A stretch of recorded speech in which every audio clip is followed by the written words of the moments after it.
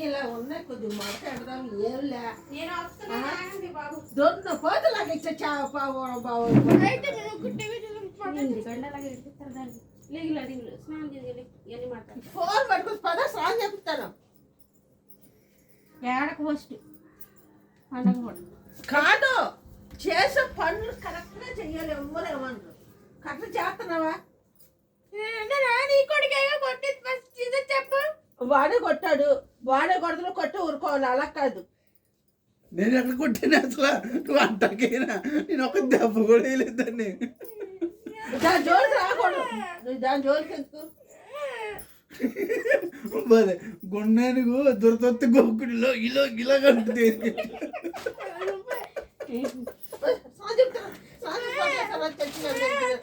మీ friends ఎక్కడికి వెళ్తారన్నారు కదే, మరి ఎవరు వెళ్తాడు అక్కడ నీకు?